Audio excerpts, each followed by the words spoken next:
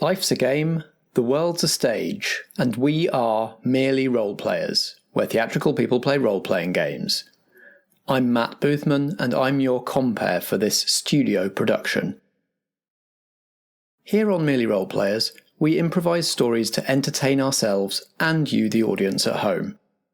And we use role-playing games to keep the story going places even we can't see coming, because as theatrical people, we're all about maximising the drama. This is the first act of our first studio production. The studio is where we experiment with new formats, new role-playing games, new genres of story. You don't need to be caught up on anything else we've produced to jump into this production. In fact, each one of our productions tells a complete story. So if you enjoy this one and you want to try something else we've done, just find any episode with Act 1 in the title and you'll be able to jump in there. We release a new act of the current story every other week, and to keep you going through the weeks in between, we release backstage episodes that give you a peek behind the scenes. So stay tuned for one of those next week. For now though, please take your seats in the studio for tonight's production of Dr. Magnethands, Act 1 of 2. Fear Dr. Magnethands.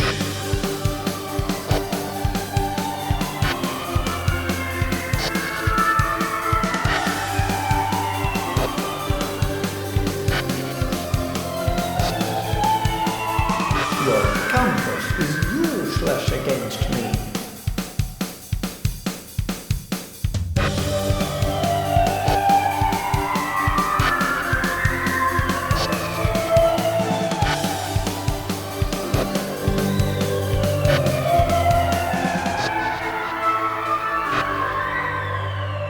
I am why your zipper was undone.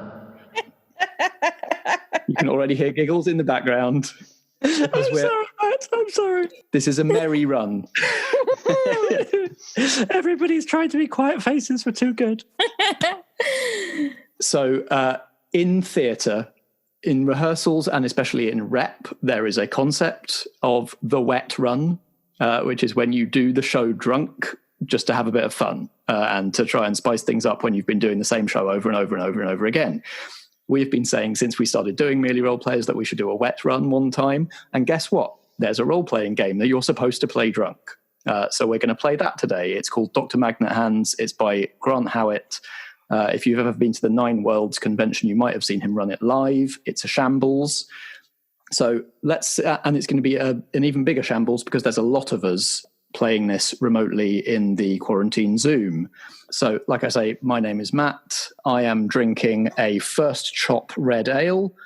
Ellie, can you introduce yourself, tell us what you're drinking, and then nominate somebody else to introduce themselves next?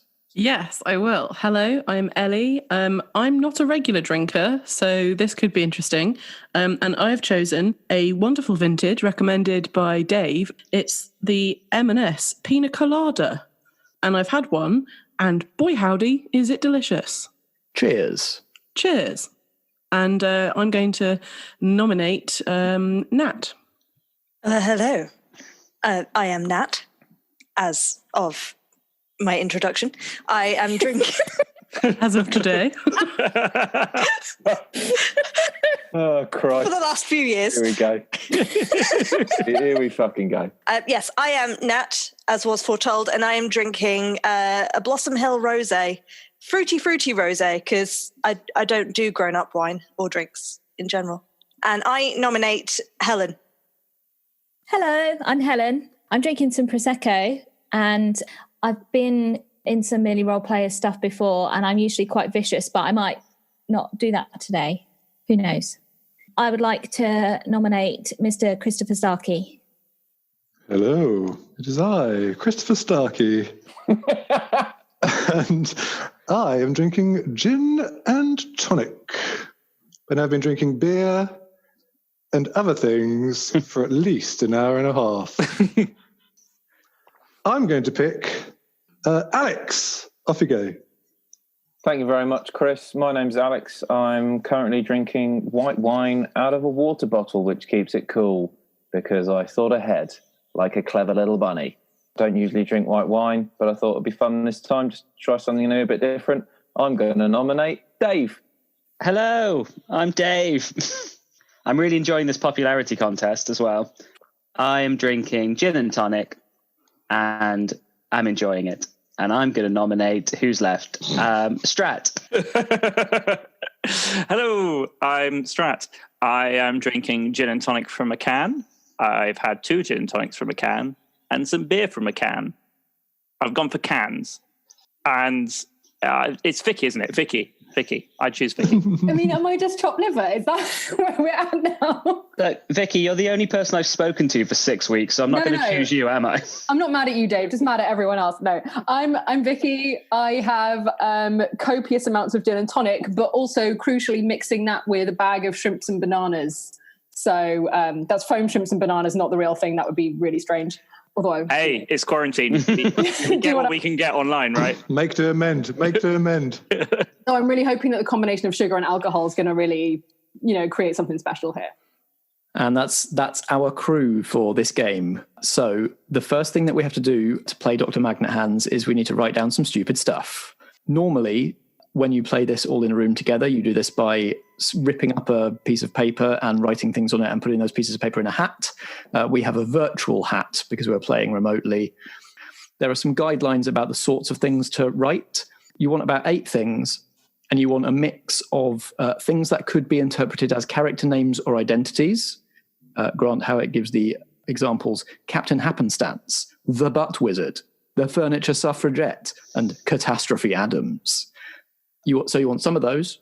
You want some things that could be interpreted as superpowers or abilities. The examples given are Door Foo, Unreliable Flight, Am an 8-armed monster, Art Theft, and things that could be interpreted as props or plot devices, for which the examples are things like 13 children's worth of teeth, more cocaine than you can hold in both hands, apples everywhere, or a dog on a string. So please try. Obviously, the point is to try and make each other crack up with these, both when they read them and when they try and use them in the story we're going to try and tell. So be vague or overly specific, whatever you think is funnier. Please don't make them unsettlingly sexual or about any of us, or both of those things at once, especially. Dave. I'm looking at you, Dave. I just had to delete my first 4 answers. So.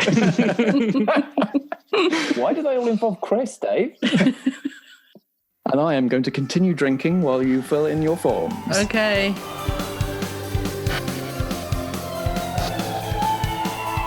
Your compass is useless against me. I can see Matt carefully listening for the point where he can bring us back into the, into the game. Just to check in, how's everyone doing? Does anybody need more time, or are we there? Yeah, are we done? I'm done. Cool. All right. In which case, continue talking amongst yourselves while I do a little bit of Google Excel sheet admin and text you all your random selection of 4 weird. Ooh. Do you need us to do like hold music for you? I was just thinking, do we need like a doom, doom, doom, doom, doom, Surely. doom, All doom. in tandem, young and love. I'm going to send you 4 things each. Yes. 1 thing is going to be your identity. There's no guarantee that one of the 4 things I send you will actually be something that somebody intended to be an identity. You might get like 4 props. Make one of them your identity anyway, and the other ones are your superpowers. Cool. And try and like put them together and like think, what sort of character must I be because of these things? Doom, doom, doom, doom, doom, doom. All in tandem, young and love.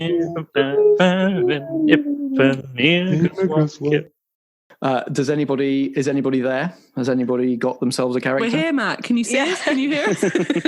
Hello. Hello. Hello. Hello, can you hear me? This is Kim Fandango. Can you hear me? Can you remind me, Matt? One of them is our identity, and the rest are our powers. Yeah. Yeah. One is your superhero. Oh, name. there's one I really want to use as my identity, but I'm not confident about it. Ellie, I'm imbuing you with drunken confidence. I'm going to try, but I don't think I'm going to do it justice, but I'm going to try real hard. Do it, Ellie. We believe in you. I don't have much inspiration for my character. Chase the drama. You can do it, Helen. Story is king. Thank you for your encouragement. AKHHR? Oh, I can't even spell at the moment. When can I ever spell? Come on. Yeah, well, we've all read your script, Strat. Yeah. You can't even do puns. Oh, Ellie, you wound me. To be honest, your terrible spelling makes me feel less shit about my writing abilities because you're such a good writer. But the fact that you can't spell makes me be like, okay, he's not perfect. He's not perfect. And this week's backhanded compliment goes to Ellie Pitkin. It's the only way I know how to give them, Alex. I cling to the poor spelling every day. Every day. Yeah. Sorry, I am ready now. I know what I'm doing. Cool. Yeah, take that confidence with which you delivered that burn on Strat and apply it to your role playing. And I'll just gather up the tattered remains of mine and do my best. Yeah, you're welcome. Honestly, it's only when I'm trying to give a real compliment that I give my sickest burns. Spell tattered, Strat. Don't make him try. Job, you're done. All right, in which case, Ellie, thank you for volunteering. Oh, shit. I don't know if you realise that's what you were doing. No. What's happening? Can you please introduce your character? You don't have to list off what all the powers are, because some of them should be a surprise. But just if you give your superhero name and general concept and then nominate the next person to do the same. Okay.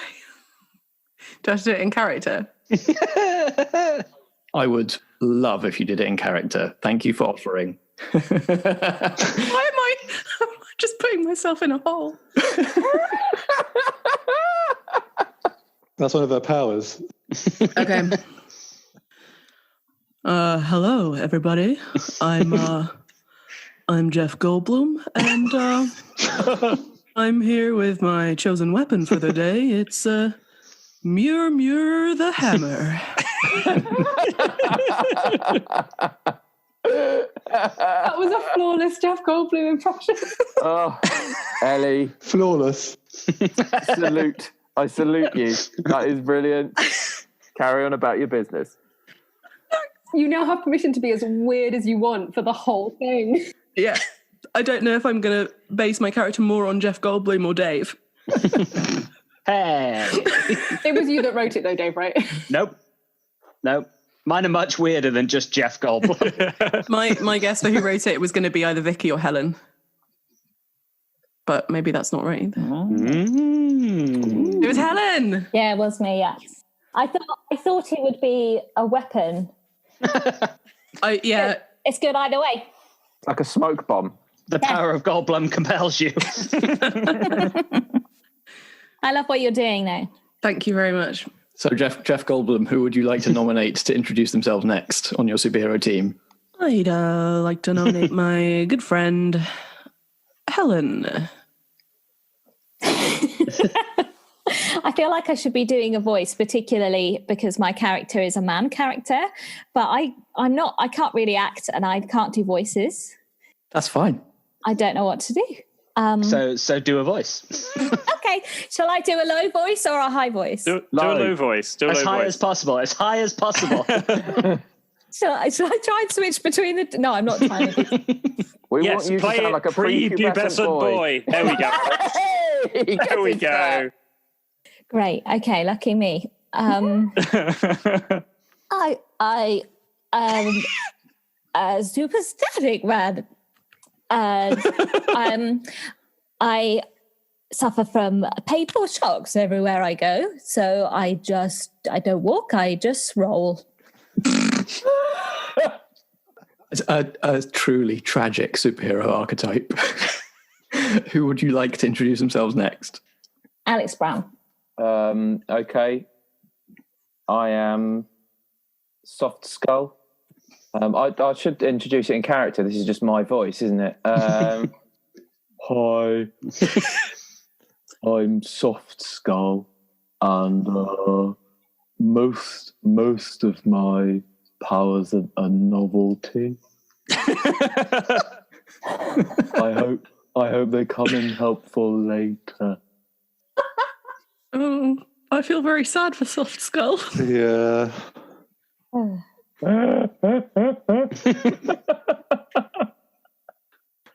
less sorry now.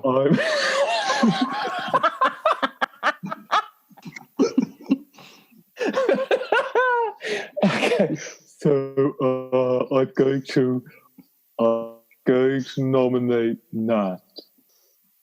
Is it a bird? Is it a plane? No, it's Superman. Holy minestrone. That's Souper. Superman. Very good. Amazing. With I'm sure, very thematically appropriate soup-related powers. None at all. Fantastic. Oh no, someone else did puns and they know them better than me because that is not one of mine. They know puns better than you. Like, pun is a person.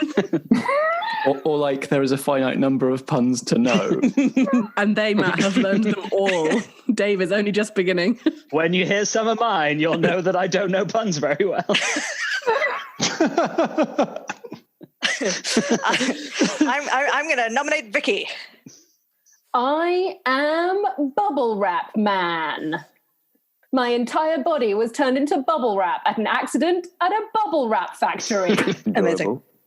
You're going to be able to keep everybody safe in transit. I feel like I'm very vulnerable to poppings, but let's find out. Imagine hugging him. He's just going to be like, pop, pop, pop, pop. That'd be great. I'd be hugging him all day long. Oh no, the needle is here. That's it. I could just be taken down by one swift hug or a quick stamping. Or a 3-year-old. Oh, God, not the toddler. Bang. I nominate Starkey. Well, hi there, guys. Oh, wow. Wow. It's me. It's Butterscotch Cannon. Butterscotch what? I thought you said Butterscotch Gavin. It's me. It's Butterscotch Cannon. Cannon. You know, like the big gun. That's me. I don't know who Butterscotch Gavin is, but it's me, Butterscotch Cannon. And I'm here to save the day. You have a very sexy voice, Butterscotch. Oh, I know. Don't I just? This is a real turnaround for Starkey. I thought you were going to say turn on. I think I'll take Gandalf over this. That's the point. Is Butterscotch Cannon an old man? I don't want to judge by the voice. Oh, I don't think he is. Hey. I assumed butterscotch was beyond. He's sounding more and more like the old guy from Family Guy now. Yeah, the slippery, greased-up pole one. That wasn't what I was going for. That's where you've ended up. But maybe that's where I was thinking.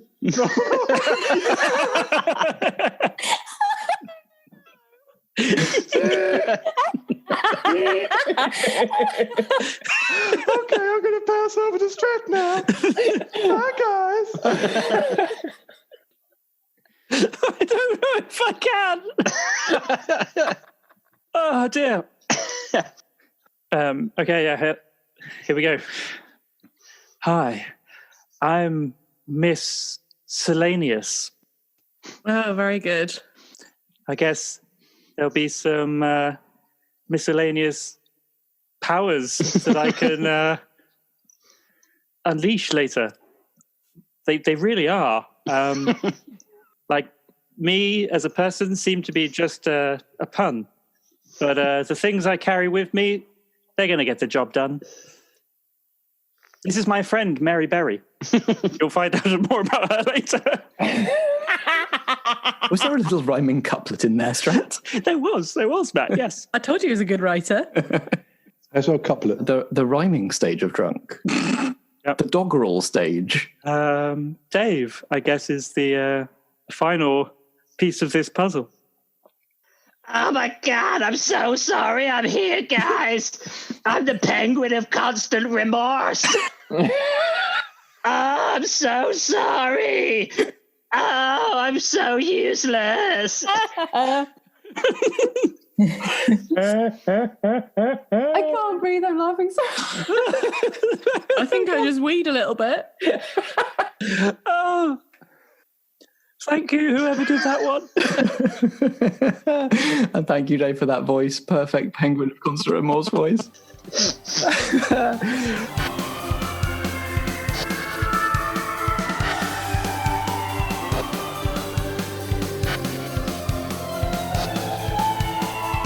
Your compass is useless against me. All right, lovies. It's me, Matt, your compere, except this version of me is sober and in 2021, circulating in the interval to see who's ready for a glass of water or some hot buttered toast or a prairie oyster. This is certainly one way to start the year, right? Here in England, we're back in a full national lockdown because our government is so desperate to be seen to be on top of things that they keep declaring the Rona over, forcing everybody to go to work and school until so many people have got it that they've got no choice but to pull a Yui and send us all home again. A big lockdown is absolutely the right move, to be clear. They just should have done it months ago, and then we might not be in this situation today, where there's not much to do except get merry with friends on Zoom and pretend to be weird, gross superheroes. We actually recorded this during the first national lockdown last year, and I feel like you can kind of tell from the energy everyone's bringing. We were all just in the first flush of cabin fever and just starting to dip our toes into the fuckets. If we did a similar situation today in Lockdown 3, I imagine it might get a lot darker. As it is, we mostly just settled for silly and gross. Obviously we had no idea what will be going on this January back when we recorded this, but I hope it's the kind of counter-programming that at least some of you need right now. This is the debut of our studio strand of episodes. The idea of the studio is to let us try new things, show off some different games, potentially debut some different players in between the consistent setting and game of the main house. It's somewhere we can take a few risks, and I feel like recording ourselves getting drunk and then letting all of you listen to it is a significant risk to start us off with.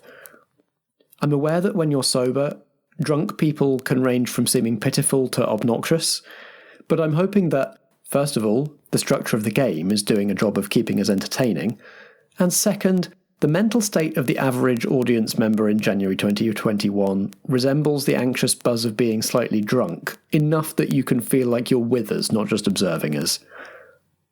The real proof of the pudding is going to be in Act 2 anyway. That's when the effects of the booze really start to kick in. So you've got that to look forward to. First though, a quick word from one of our friends in the Actual Play UK community. Then it'll be time for me to call beginners on our first scene. So please take your seats once again in the studio for Dr. Magnethands, Act 1 of 2.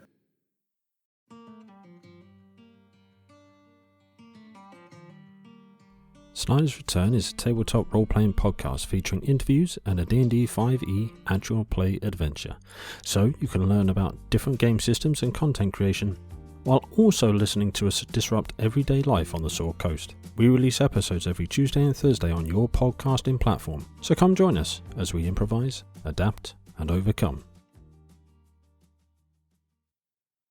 Fear Dr. Magnethands.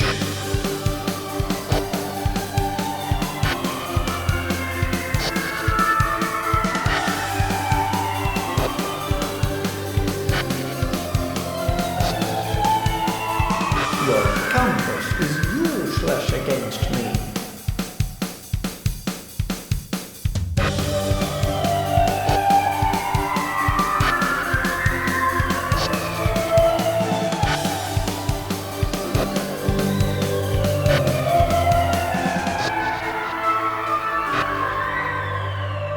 I am why your zipper was undone.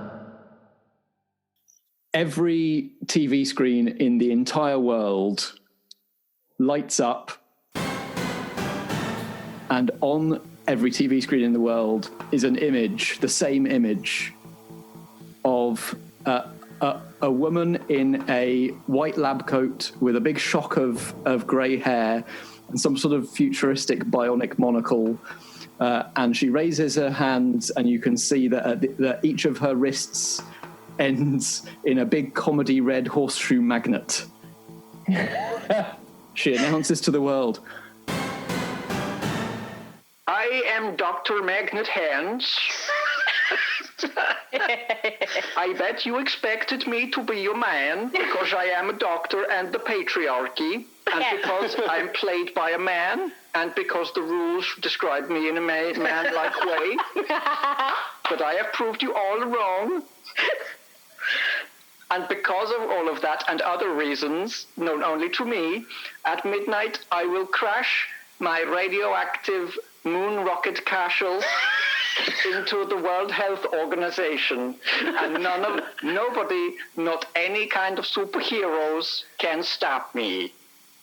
And all the screens go blank. I'm so glad she's Dutch. Is she? She's totally Dutch. Approximately. Sounds pretty pan-European to me. Yeah, I think you've nailed it. And I think her reasonings are strong. Yeah, let's all go home. I think the patriarchy is a good reason. Yeah. Destroy the World Health Organization, though. We need them at this time. Inconvenient at this moment in time, that is true. Good message, bad actions. Can you describe to me your secret hideout of your superhero team where you are seeing this message play out? I'm in the toilet. I think I'm in a penguin enclosure at like an aquarium or something. Wait, are we all in the same place? You're all part of the same superhero team and you're all in the same secret hideout. Is it underground? Is it the top of a building? What is it? I vote the penguin enclosure. Yeah, that does still sound good, doesn't it? We mean a zoo. It would have a toilet, to be fair. Yeah, the zoo is the cover, and I have to live out in the open, trying to look happy, even though I'm full of remorse. Does the penguin pool come apart like in Thunderbirds, and that's how we get out? Like it's not a ship; it's just the stairs. And Wallace and Gromit. That happens in Wallace and Gromit. In Wallace and Gromit, yeah, it does. Yeah.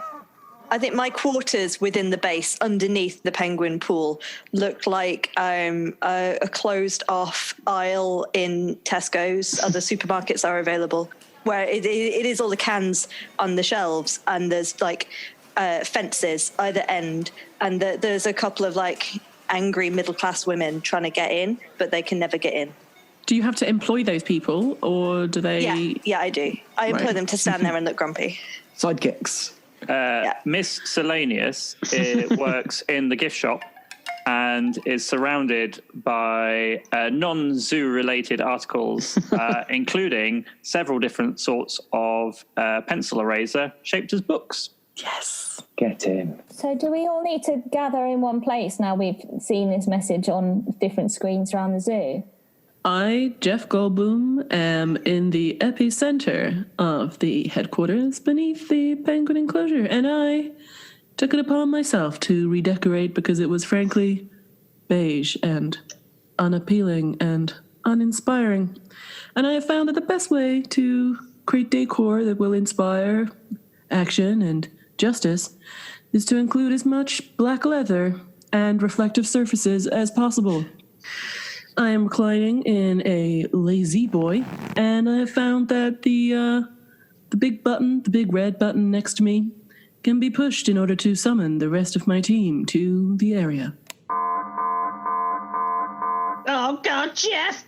I'm so sorry! I thought Dr. Magnethands was a man! Well, hi there, guys. Why don't we come to the Butterscotch Cafe to come and have a meeting about what we got to do? I think we need to get to the meat and potato soup of this plan. That's right. I saw the Goldblum symbol come. I've come here with a selection of literature from other miscellaneous London attractions. Sorry, guys. I haven't finished wiping. I'll see you shortly. Perhaps you would like some of this literature to finish the job. Oh, there's an awful lot of it, and I'll take the literature as well. Once you're all gathered together, there are only moments before you don't even have time to sort of greet each other and start formulating a plan before your hideout is shaken by a sort of a drilling kind of sound, like a pneumatic drill coming from one of the walls, and through that wall collapses in a cloud of masonry, and through it strides a figure in a long flowing muumuu type thing with the head of a woodpecker. And you can see that they have woodpeckered their way through the wall of your hideout. I am Captain Woodpecker Face. Oh, God, guys, I'm so sorry. This is probably my fault. You will never defeat Dr. Magnethands. Oh, birds of a feather. We have come to ensure that you will not even try to defeat Dr. Magnethands. And stepping also through the breach behind Captain Woodpecker Face is a kind of geezer-looking fellow, and he's sort of ducking and diving all over the place, never standing still. Yeah, an armed Dick Dodger. And I'm also here to tell you that you'll never defeat Dr. Magnethands. What are you going to do about it? I would like to have my pet inspect Dick Dodger, please. My pet is the beard of Tennessee Titans CEO Steve Underwood.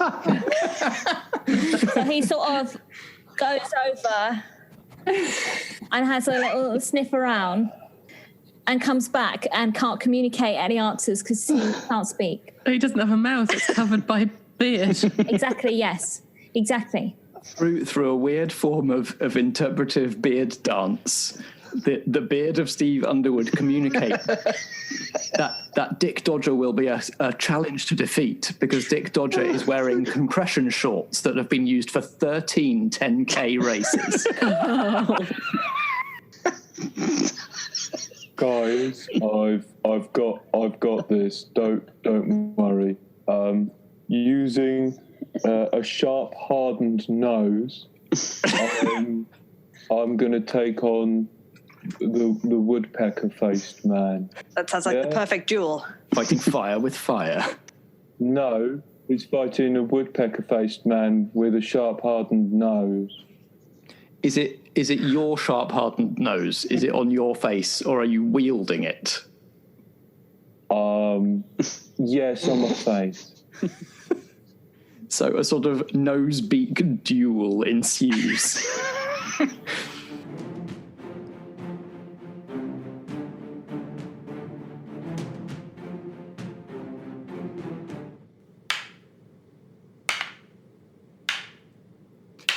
I'll have you know, woodpecker-faced man, that I am stronger than you. Does he move faster than he talks? I've got lightning reflexes. Just not to your mouth. He doesn't need to move that fast because as the duel begins, Captain Woodpecker Face's muumuu swishes as he carries out some fancy footwork, and you see that under the muumuu, one of Captain Woodpecker Face's legs is made of jellyfish that listen to you. I have a question. I have a really important question, though. What's his muumuu? Is that his vulva?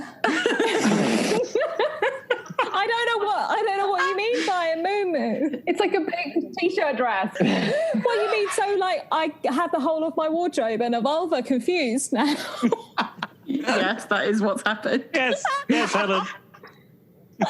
That's so strange. I'm very sorry. It's like you think you've been dressing yourself in fannies all this time. Fanny fashion.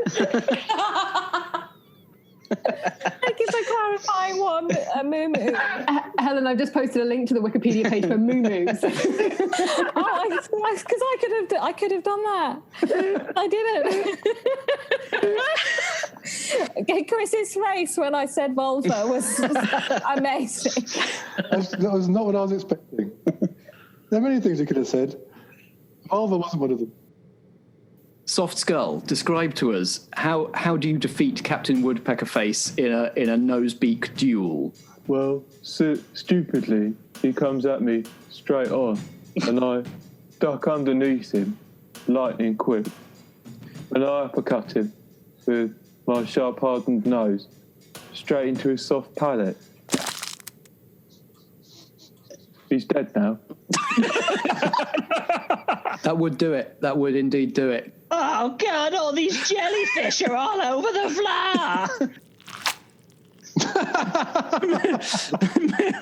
Miss Sellanious has. I have an idea of how to get rid of these compression shorts and perhaps Big Dodger at the same time.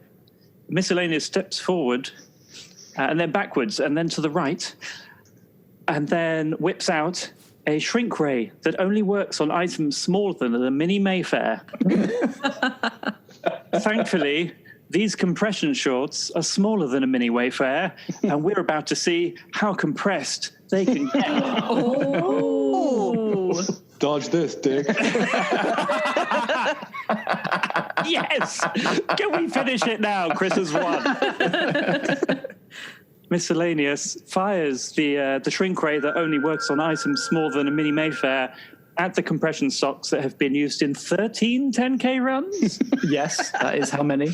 Excellent. It looked like that. They were giving him extra dodging power. Yes, and they begin to compress, and they compress, and they just keep going until they are very much inside of him. They compress so small they fit through the pores of his skin and wrap around his colon. I don't know. and so while he is still there, he can't poop. Well, hi there. Looks like you got his butterscotch cannon all right. Oh, Dick, I'm so sorry about your crotch. Butterscotch. Oh, butterscotch. Dick Dodger goes through a phase of having like a wasp waist as the compression shorts get tinier and tinier, and then they go inside him, and his ability to dodge seems to be depleted. Oh, ridiculous. Jellyfish, I've got you covered. Jellyfish, just listen to my friend, Mr. Blibby. My friend, Mr. Blibby, he's like Mr. Blobby, but he keeps cutting out. So you jellyfish won't ever know what to do. Jellyfish, please stop. The jellyfish surround Mr. Blibby. And you can tell, though jellyfish has no visible ears, you can tell that they are attempting to listen to Mr. Blibby, but all the cutting out is just confusing them. They can't tell what Mr. Blibby is trying to say. Oh, they just flop around at his feet until they die because they're on Earth. They used to be a leg. Now they're not a leg, but they're still jellyfish, so I think they're fucked. I'm Dick Dodger. You may have defeated Captain Woodpecker Face and made my shorts go inside my body and defeated all of those jellyfish that were listening to your secrets, but you'll never defeat me or Dr. Magnethands. Bring it, bring it. I beg to differ. Jeff Goldblum has a solution to this particular problem. While you've been fighting all of my fellow friends, I have been microwaving to a heat beyond that of the center of the sun this wonderful bowl full of melting tubular cheese. And Jeff Goldblum throws the bowl of melting tubular cheese right into the eyes of this absolute wanker. And I'm hoping that it will kill him. Just straight up dead. Fingers crossed. Ah, my eyes! Oh, you slag! Oh, you muppets! You'll never defeat Dr. Magnethands! And he melts like the cheese. It's an awful lot of tubular cheese. I keep a healthy stock. I'd like to go, if he melted, I'd like to go and collect the small pair of compression pants and add it to my miscellaneous collection. Your miscellany? To my miscellany, yes. Just in my pocket. Little pocket of miscellany. That sounds so sinister. My miscellany pocket. Do you want to? You're going to step up and have a go at my miscellany pocket? Is that what we're calling it nowadays? Yes. Moo or miscellany pocket.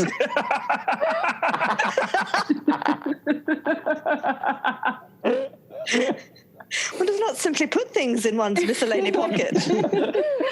Oh, no. If the shorts are going into your miscellany pocket, you've got a problem. I've had one for about 30 minutes. I'm still working this out. Well, I reckon that if we could beat up these minions so easy like, we could take that magnet hand woman pretty easy, you know? My voice is going already. I agree. As a man made entirely of bubble wrap, I'm surprisingly thin-skinned and have been deeply insulted and offended by everything these minions have said. And I think we need to go and take this fight directly to Dr. Magnethands. Oh, God, you two, don't you feel terrible about what we did? Oh, Penguin of Remorse. I can't remember your name. But, no, I don't. I think we did the right thing. The poor jellyfish.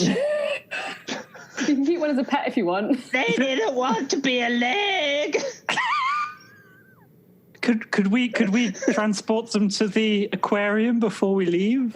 It seems like only they seem to be the innocent party in all this. They've been transfixed by Mr. Blibby. Can Mr. Blibby live in the aquarium too? Is he an amphibian? They're already dead. Oh my gosh. Oh my God. I'm exhausted already. It's so stupid. Okay, there's only 3 scenes in the game.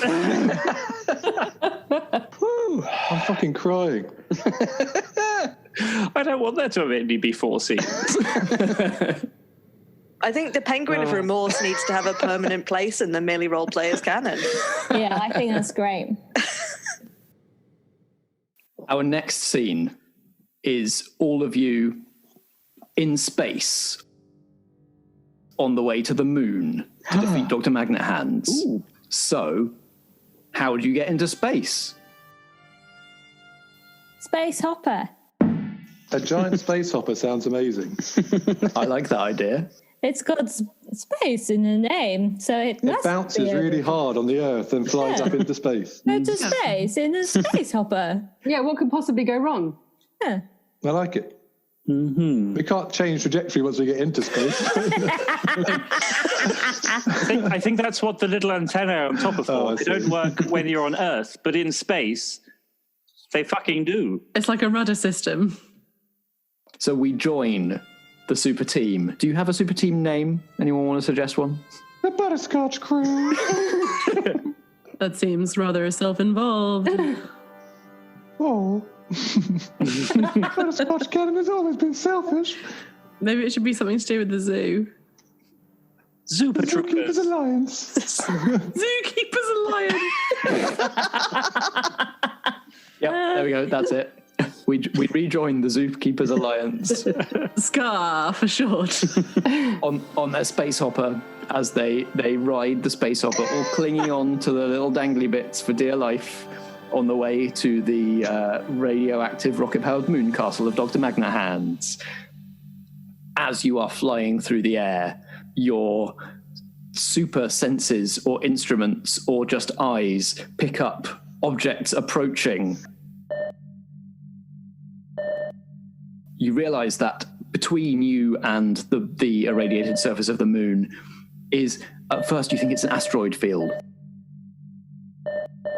Then you realize they're not asteroids. It's a whole bunch of mannequin arms and legs. Oh, creepy. What are you going to do about it?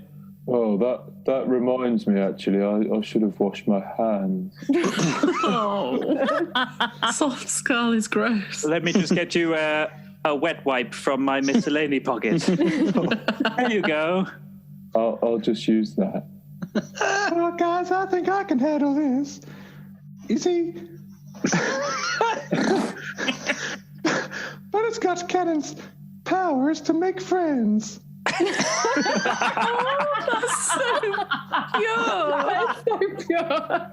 And by making friends, I mean, I make them out of butterscotch. Oh, less pure. Oh, that's creepy. And so I'm going to make one of my best friends. His name is... Oh, God, I don't know if I can say this.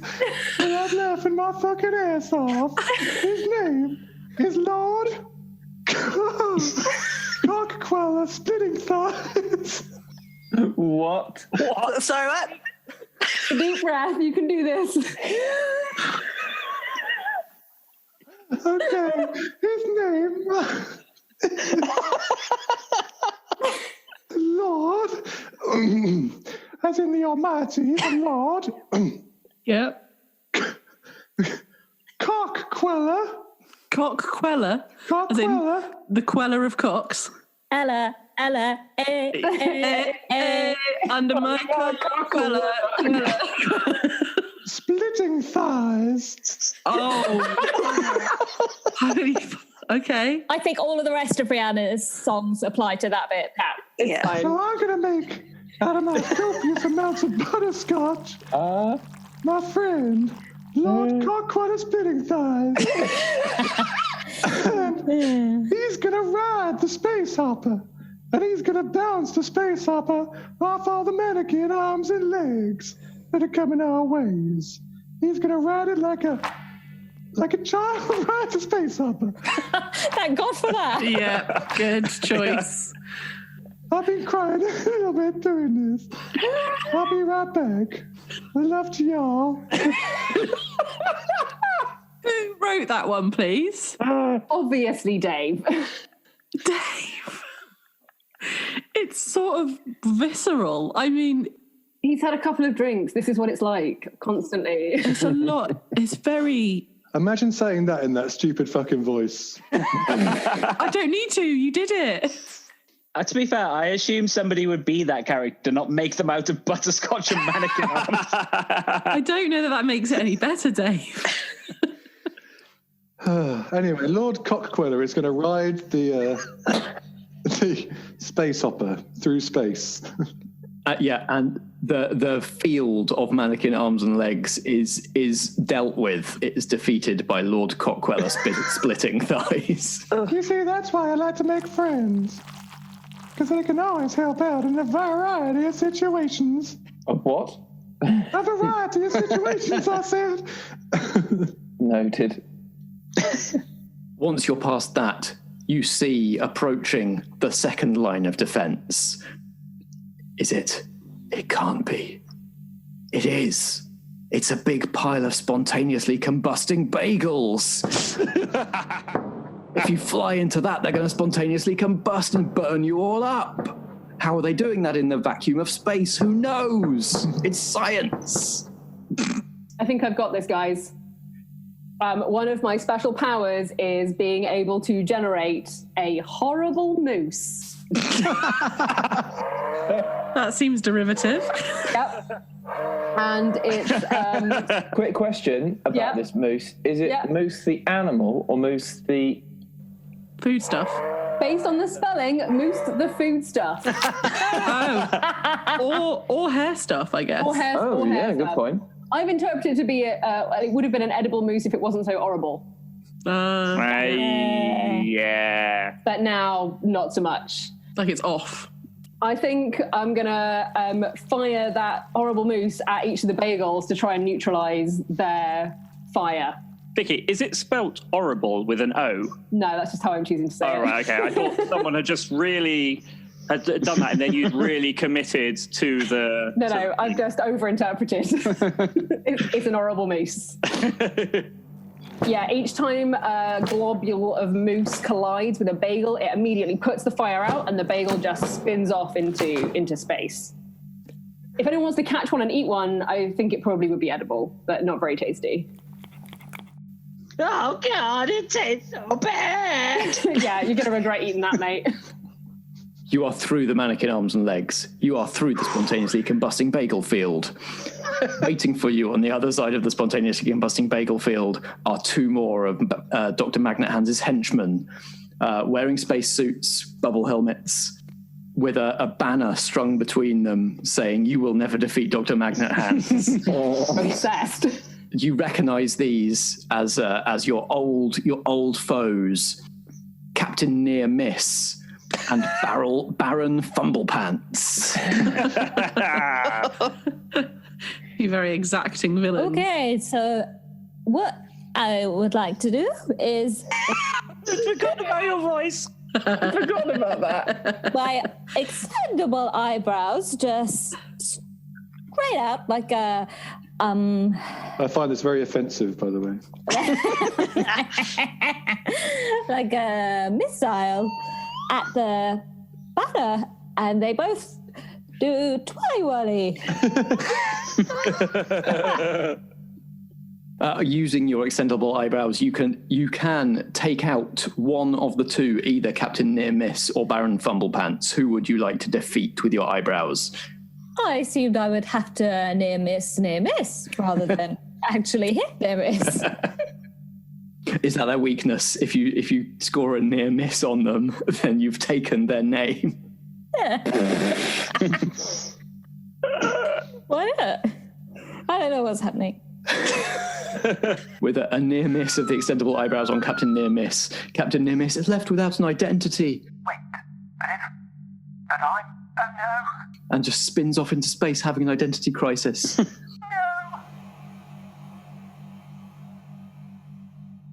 But Baron Fumblepants still trailing the "You will never defeat Dr. Magnethands" banner, jetpacks towards the space hopper and from inside the spacesuit brandishes a beautiful painting by Bob Ross. Guys, I think I can get this one for you. So Soft Skull wanders to the entrance to the space hopper. We're travelling inside the space hopper, right? No, we're outside. We're outside it. We said we were trailing on its wobbly things. Teats. Teats, yes, on its teats. They have teats. The space hopper's teats. More like udders, surely. We've called it the space cow. Thanks for confirming the rudder udders that we're seeing into. Yes. What I do is I take my bucket full of crabs. I just piff it straight into his face. Oh, tiny crabs. And because he's such a fumbly pants, he doesn't know what to do with that many crabs all clicking at him. Ah, get off. Has he got crabs in his pants? He does now. He didn't before the bucket full of He crabs. might have done. You don't know. It's personal issues, This isn't is it? a good point. He might have had an STI. But he's got big crabs now. He got real crabs. Oh God, the crabs, the brethren of the sea! Why do we keep killing all of the sea creatures? Baron Fumblepants tries to get the crabs out of his pants, but he can't. He's too fumbly with them. Crabs, no! And they snip and snip at his spacesuit, and all the air starts jetting out, and he spins and twirly-whirlies away. Should have known they would use crustaceans. But that painting by Bob Ross is still in your way, drifting towards you. Oh no. A beautiful Bob Ross landscape between you and the moon. Oh, hell. I think I can probably deal with this one, fellas. Butterscotch, I hope you haven't got any more friends. I've got one more friend I can try. As you know, my power is making friends. And my new friend I'm going to make is a friend called Lady Carnivorous of Dangletown. I mean, I'm guessing that's not a Dave creation. No? Oh, it's Helen. Well, Lady Carnivorous, she's an art critic, baby. She critiques this artwork because she knows what she's talking about. And out of Butterscotch appears a very refined-looking lady, just standing in space. And she critiques Bob Ross's work and says, that happy little tree shouldn't be there. Why is that perfect little cloud up here? That's completely wrong. completely the wrong she place. starts to destroy the painting one piece at a time because of Bob Ross's formulaic art style. Oh, sick burn. Oh, coming for the giants in this game. That's about $15,000. But yeah, well done, Lady Carnivorous. You take that painter to Dangletown. Oh, God, Bob, I'm so sorry. I really like your art. She does. She takes that painting down, and now there's nothing standing between you and the moon. Yes. The blinky blinky plonk. Blink plonk. Blinky blinky plonk. Among the stars. Blink plonk. Blink blinky plonk. It's like God. Blink plonk. Blink plonk. Blink plonkity plonk. Please be true. Blinky plonk. In other words, Blink plonk. Butterscotch loves you. Blink blink plonk. This has been Dr. Magnethands, a studio production from Merely Roleplayers. It stars Dave as the Penguin of Constant Remorse, Alex Pankhurst as Soft Skull, Ellie Pitkin as Jeff Goldblum, Chris Starkey as Butterscotch Cannon, Helen Stratton as Super Static Man, Strat as Miss Sellanious, Vikki as Bubblewrap Man, and Natalie Winter as Superman. Sound design for this production is by Natalie Winter, the main theme is by Alex Pankhurst, and the closing theme is performed by Ellie Pitkin and Chris Starkey. I'm Matt Boothman, and I play Dr. Magnethands and her cronies, as well as editing and producing this episode. Dr. Magnethands is a role-playing game for drunk people, created by Grant Howitt from Rowan, Rook and Deckard. You can find Dr. Magnethands and many other fine games at rrdgames.com. Merely Roleplayers is a Foggy Outline production in association with Blackshaw Theatre Company. Until next time, if drama be the food of life, play on. Blink, blonk, blink, blonkety, blonk.